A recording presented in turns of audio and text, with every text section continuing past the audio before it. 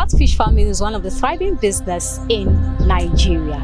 Glad to have you join us on another episode of FarmWise on Housing TV Africa. And today we'll be looking at catfish farming, how to nurture your fingerlings and your fries, how to take care of your pond and make sure they grow up into stable size and dehydrated fish. We will introduce our guest after the short break. Stay tuned, we'll be right back.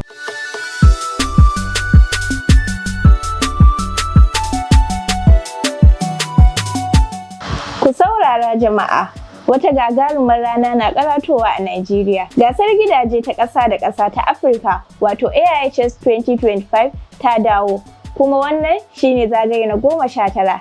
Daga ranar 27 ga Yuli zuwa 1 ga Agusta a Transcorp Hilton, Abuja. Manyan ƙwararru daga Najeriya da sauran ƙasashen duniya za su taru domin tattauna batun gidaje. Za a gabatar da sabbin fasahohi, dabaru, hanyoyi masu amfani domin ganin kowa ya mallaki ingantaccen gidan sauƙin farashi. Ba wai magana kawai bace, za ka gani da idonka, ka taɓa, har ma ka haɗu da mutanen da za su taimaka maka ka gina irin gidan da kake mafarkin ginawa. Ko kai injiniya ne, ko dillalin gida, ko mai haya, ko mai saka hannun jari, ko kuma mai burin mallakar gida. Wannan taron naka ne. Ziyarci www.africahousingshow.com ka yi rijista yanzu. AIHS 2025 gobe ta fara ne a nan, mu ne muke ginawa.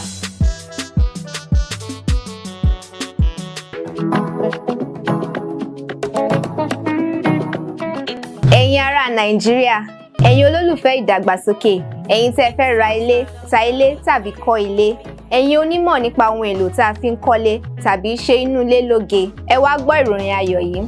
Àjọ tó tóbi jùlọ nípa ọ̀rọ̀ ilé lórílẹ̀-èdè Áfíríkà ó ń bọ̀ wá lẹ́sẹ̀kẹsẹ̀. Ayẹyẹ àgbáyé tó kún fún ìmọ̀, àfihàn àti ìfọwọ́sowọ́pọ̀ nípa ilé àti àdúgbò tó dára ti ọdún 2025, ìyẹn Africa International Housing Show AIHS. Ìlera ilé ni ìlera orílẹ̀-èdè. Ní AIHS, ẹ wá ṣe àfihàn, kọ́ ẹ̀kọ́, bá àwọn ilé ìfowópamọ́ lórí ọ̀rọ̀ ilé pàdé àti mọ bí a ṣe lè gbé àwùjọ tó dára àti tó létò. Àwọn olùtajà, olùdókòwò àtàwọn gómìnà yóò wà níbẹ̀. Ẹ̀kọ́ pẹ̀lú àfihàn ìmọ̀ tuntun nípa ilé, ìmọ̀ ẹ̀rọ àti àkójọ àwọn olùdarí ilé-iṣẹ́ tó kéré ju 40 ọdún lọ. Àpéjọpọ̀ yìí yóò bẹ̀rẹ̀ láti ọjọ́ 27 oṣù keje, yóò sì parí ní ọjọ́ àkọ́kọ́ oṣù kẹjọ ti ọdún yìí nílé àgbàlejò Transcorp Hilton tìlú Àbújá. Gbìyànjú láti kópa nínú AIHS ti ọdún yìí. Forúkọsílẹ̀ lójú òpó wẹ́ẹ̀bù tó hàn lójúbò rẹ̀. Rántí wípé ilé jẹ́ ẹ̀tọ́ kì í ṣe àǹfààní. Ẹ máa bọ̀, Àbújá ń dúró dè yín.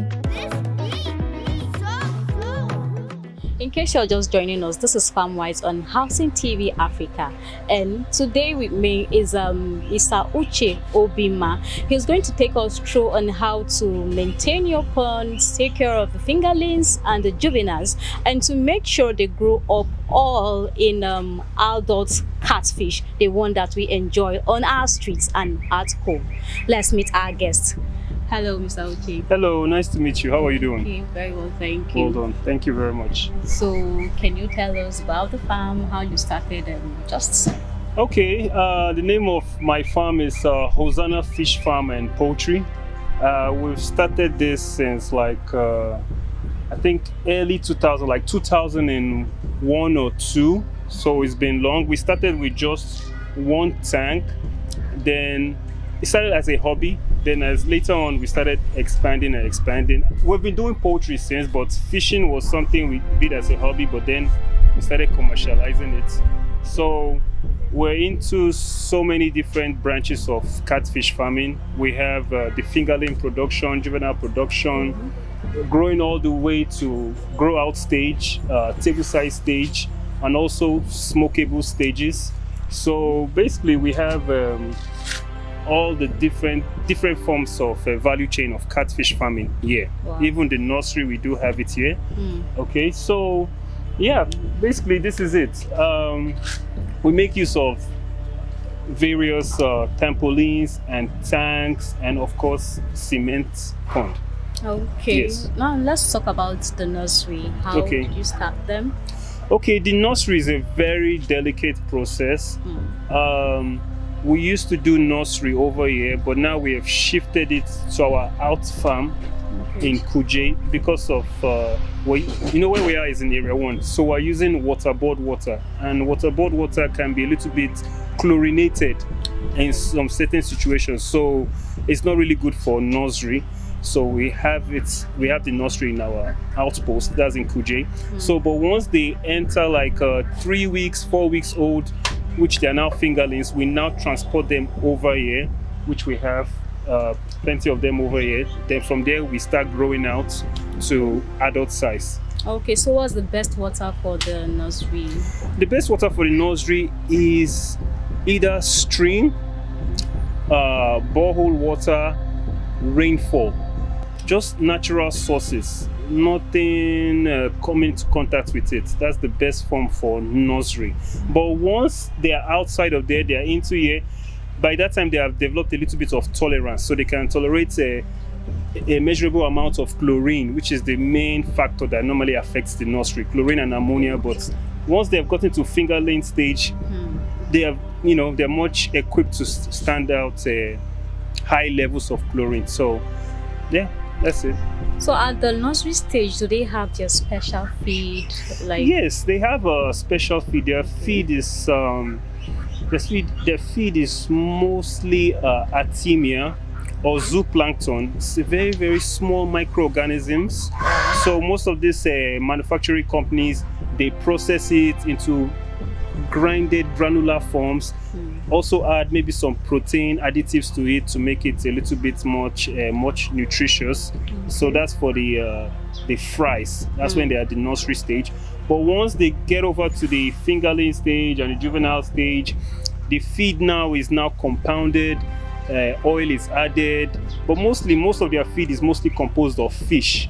Fish feed is actually composed of mostly fish. Fish, like the fish itself? Yes, the fish itself. Fish with oil and, add some little bit of carbohydrates, source of carbohydrate, maybe like maize or whatnot. So from then, as they get older, the protein content in the feed reduces, because at that point they don't really need that much protein. As you get older, what you need now is carbohydrates. Why? Because the more carbohydrates you have when bigger, the more you're able to get fat, because since they are inside one place, they're not going to many places. Like the open water, the stream. Yes, so that excess carbohydrate will be converted to fat.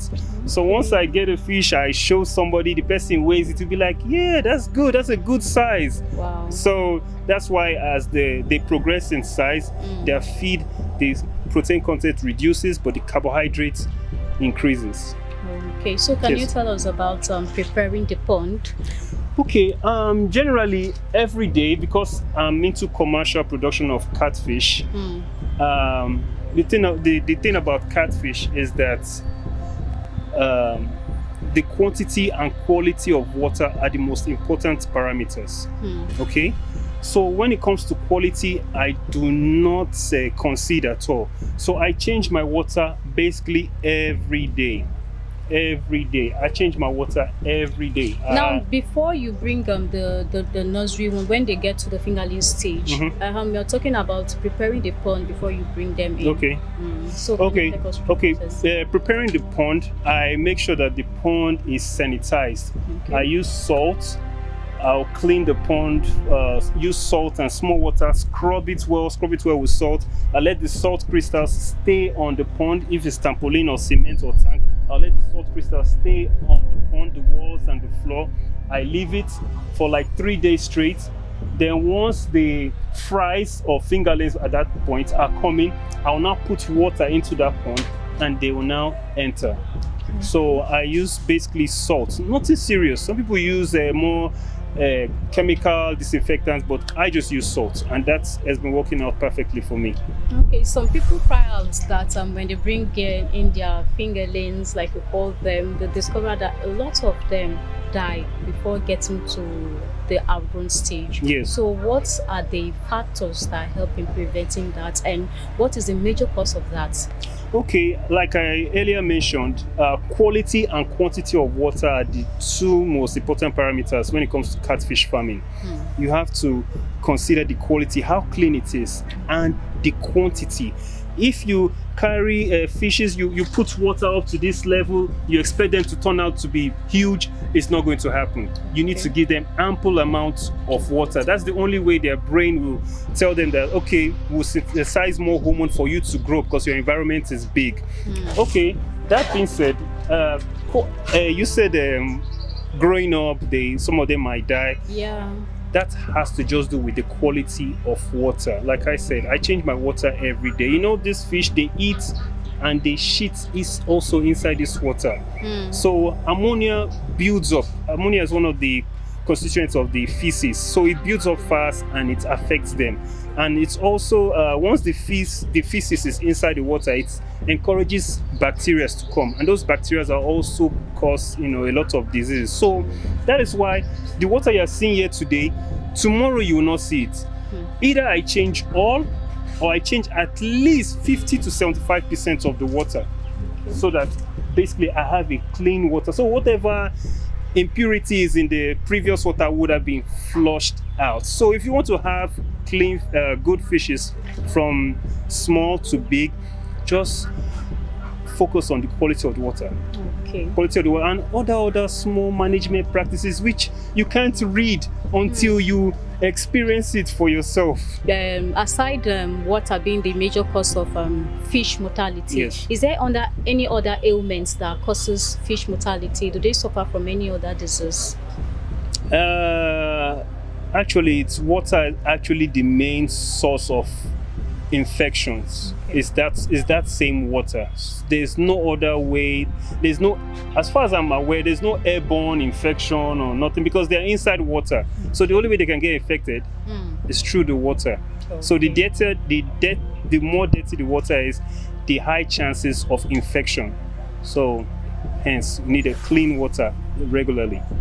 Okay, because there was a fish pond I visited where the water was a kind of green, and when I made inquiries, the owner was like, this is what keeps them healthy and makes them grow, especially when they are when they are close to the table size. Okay. So is it really true, or we have variety of them that are okay with that condition? That's a very good question, actually. You see, different ponds have different management practices.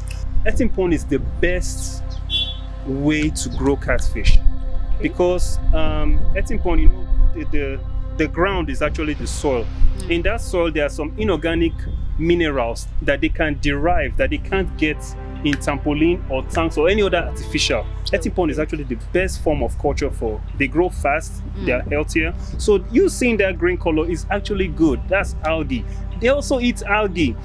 They might not eat it too much because they know catfish are smart. They know that you're coming every day to give them food laced with fish. So why would they eat plants? But if you leave them for 1 day or 2 days, they see the algae, they'll eat it. They're omnivorous. There's nothing they won't eat. Anything you eat, they will eat. So that man's earthen pond with the green color is actually on point. That's actually a very good setting. But in a setting like this, even if you look at my trampoline, you still see some algae at the side, but it's not affecting their health or anything. Okay. So yeah, different pond settings, different management practices. Like that earthen pond, now he doesn't need to change the water every other time. But me, I can't take that risk. I have to change that water every other time. Okay. Yes. So how long do they stay? How old will they become for table size? Good. Basically, we're looking at 5 to 6 months. 5 to 6 months. Yes. Okay. You can actually, when you say table size, people have different definitions of table size, but from my experience, table size it's from 800 grams up. Okay. So some people might get 800 grams from 4 months, but generally, rule of law, from 5 to 6 months, that is table size. They should have attained 800 grams up. Yes, from 5 to 6 months. I will take you back a little. Okay. Now let's look about you talked about nursery, and I forgot to ask you about the eggs. Okay. How do you get them? Okay, the eggs, we do artificial fertilization whereby we use overprim. It's a hormone, a peptide hormone, whereby we inject. I'm sure you must have seen various ways of propagating, fertilizing catfish. You just get the hormone, put it in a syringe, inject it into the female. You leave it for like 10 to 11 hours in a secluded place, dark. Then after 10 to 11 hours, you come and then you start pressing it. Unfortunately, the nursery is not here. If not, I would have shown you. But you start pressing the abdomen. By that time, it would have been gravid or filled with eggs, unfertilized eggs. That hormone synthesizes the production of eggs. So we press the eggs out. Once we press the eggs out, we get a matured male, and unfortunately, we kill it. There are ways you can preserve it, but killing it is faster. We kill it, we get the testis, we split it, then the sperm or the mint comes out, and we spray it all over the eggs evenly. Then we now go to our nursery, and then we spray the combination, the mixture, evenly across the water surface. Okay. Yes, then within 24 hours, you start seeing fingerlings. No fingerlings, fries. Fries. Yes. Whoa. You start seeing fries, So very small. how can you differentiate a female catfish from a male catfish? Okay, a female catfish, a male catfish, let's use male, has a penis-like structure.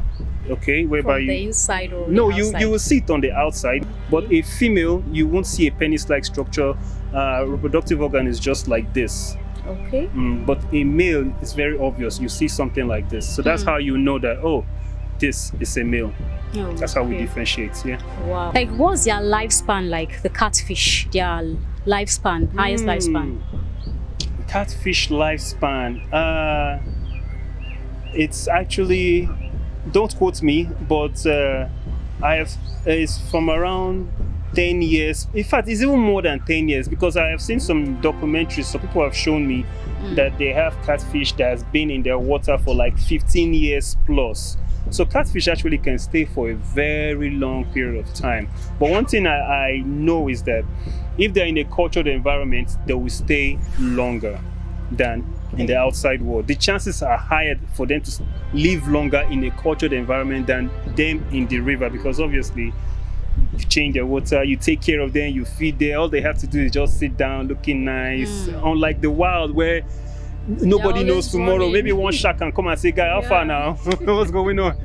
So yes, so they can stay long, and you have to understand that catfish comes in they have different species. The one that is endemic to us is African mud catfish, Clarias garipinus. There's no place they can stay, even in the sewer.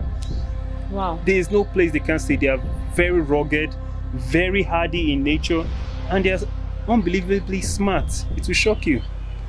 That's interesting. Yes. So now, well, like, you keep them for 10 years and you feed them normal, or do they have special feed at that stage, or you just go get the normal feed you get from the shop, or there is something else? Okay, actually, the oldest fish I have is about 7 years. I don't have any fish up to 10 years. Why? It's because those older fish, I use them for breeding, right? And some other farmers come and buy them from, that's what they call brood stock. So before I can even say a fish should stay 10 years, one person would have come and bought it from me. So I don't actually have any fish up to 10 years. The food, I have, of course, as they get bigger, they eat different sizes of food, which is based on their mouth size. You can be giving a small fish with a small mouth a big millimeter of food. Aside that, as in the frequency of feeding? Yeah. Okay, I feed my fishes at least twice a day. That is for the bigger ones, or? That's for the bigger ones. Oh, but for the ones in the nursery, I give them at least, let's say, like 4 to 6 times a day. But for the bigger ones, they are fingerlings, they are out of the nursery, at least twice, at the very least. But that's not even the main thing. The main thing is the quality of the water. The cleaner the water, the more they will eat. So you have to always remember quality and quantity of water is the most important thing. Okay. Wow. Yes. So you're saying that when the fish become for table size, there are some that are reserved for Yes, breeding. for breeding. Yes. Okay. Yes. Wow. So finally, for someone who wants to start a fish farming Okay. right now, what are the steps and the stages the person would take, and what are the challenges the person might face? Okay. And so that's just what we wanted to say. Okay, the steps, number one, this is capital intensive. And the main reason why this is capital intensive is because you're dealing with animals. Animals eat food. The food you give them is what will make them that's the end product. If you feed them 1 naira, don't expect 10 naira. Okay, if you feed them 10 naira, then you can expect 20 naira or 11. So what you feed them is what will come out. So basically, feeding takes about 70% of the cost. So if you want to start fish farming, first thing you need to consider is, do I have the money to buy their feed down? That's one. Number two, you have to ask yourself, am I going to have availability of water? Water is the most important because they basically spend all their life in water. So you need a constant supply of water, whether it's a stream, overhead tank, borehole, what you need water. Those costs and water, those are the first two things you need to consider. But if you say challenges, still falls back to water. Yes, the water has to be clean. It has to be clean daily in order to prevent diseases and infection.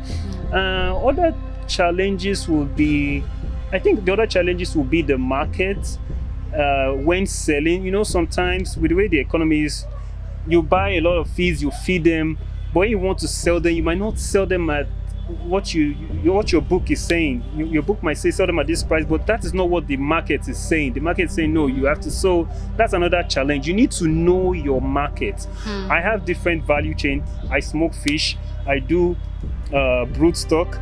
I do fingerling production. I do juvenile production. I do melange. Melange is that's what you call smokeable. So I have different value chains. Some people just focus on just one branch. Some people just focus on maybe just fry production or fingerling production or broodstock production or smoking of fish. So you have to know your market. So I've identified my market, and that is why my market is now making me do all these different stages. Yes. So you made mention of roasts. Smoking of fish. Smoking of fish. Yes. When you talk of smoking of fish, is it the dehydrated one or the grilled fish? People enjoy themselves at the joints. Okay, no, the dehydrated one. If you see, I have my oven over there. I smoke the fish. I get them out of the water, prepare them with salt. They dry out. I clean them out, remove their intestines and whatnot. Then I put them in the oven. The ones that you're seeing in the point and kill, those ones are fresh fish. Okay. They will now kill it and grill it on top of the fire. Are they the same species? Yes, it's still the same. Oh, it's still the same. It's just different preparation. Grilled fish is live. You now over there, you now chop it. You put your pepper, you sauce it, over medium heat or whatever heat. But with oven, it's high heat. It dries up all the fat, makes it well dehydrated, whereby you're just seeing you're no more seeing the tissue. All you're seeing is just the hard, the skeleton and whatnot. Okay. So aside from catfish, which other fish do you rear in your farm? I am mostly or basically catfish, but I do have tilapia. Very small in number. The reason is because I did tilapia before. The market wasn't moving for me, so I halted. But now I have resumed it, but just on a small scale. Nothing really commercial size. I am mostly catfish. That's where my market is. Okay. Yes. So thank you very much. Finally, can you tell us your word? Give the people out there who are watching your word and your advice to the government and NGOs who want to empower youths. Catfish is one of the most lucrative business, and if you look at it, we don't produce enough catfish for the teeming population of Nigeria. And one of the reasons why I believe is because we do not have enough support. I believe if the government can be very transparent, come out and say, listen, if you're into catfish farming, show evidence, want to see, and then we want to give you some kind of incentive or loan. it will really help, because a lot of us, like I said, it's capital intensive. You get a lot of money, you start it. When it's time to sell is a problem, because the market might not be favorable. So if we have that capital is intensive incentive, or if we have an environment that encourages us to keep stocking catfish, of course we'll continue that. But catfish is a very lucrative. Some people will say there's no money in catfish. There's money, it's just that you don't know how to do it. People want to go into catfish, they just want to jump into it. No, you need somebody experienced with you to show you the little, because there's some things they can't write on paper. You have to experience it yourself. So if you want to enter catfish farming, just get somebody that's experienced, or go to farms, visit, learn more. And if the government can give us more incentives, financial incentives, that will really go a long way. If they can help us, especially with the cost of feed, if they can help us to crash the cost of maize, because maize is one of the major constituents in feed. If they can just help us to, if maize comes down, the price of maize, the price of feed will come down, our profits will generate. There will be more fishes in the market. All right. So, thank you very much. It has been an interesting time with Obima Uche. This is how far time can grant us until we come your way again with another interesting episode that will wow you about farming. For more information, you can follow us on Housing TV Africa on all our social media handles. Do well to subscribe to our YouTube channel, Housing TV Africa. And don't forget to download Housing TV app on your Google Play Store. I am Mimi Tondi. Bye for now.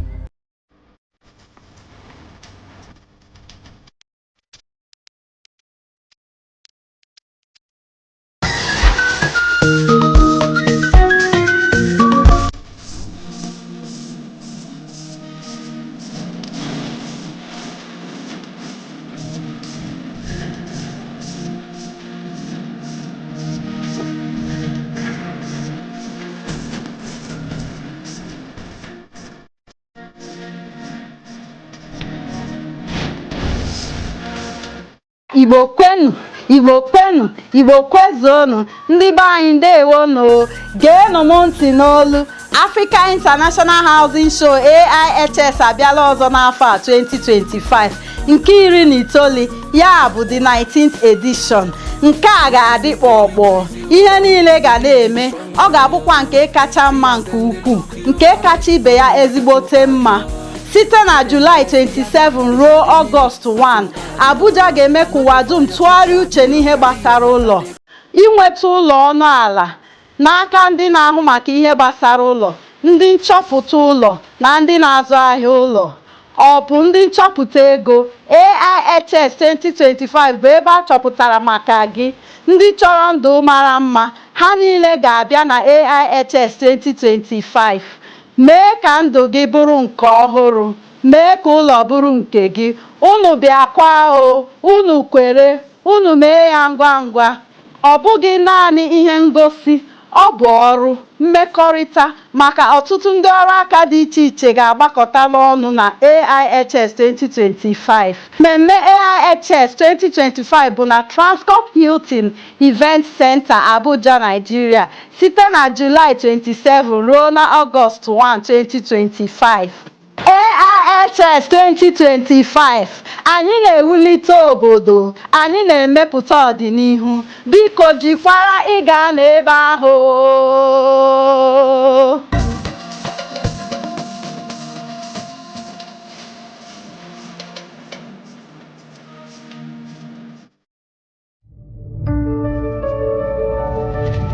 Housing TV Africa, your first in housing development broadcasting.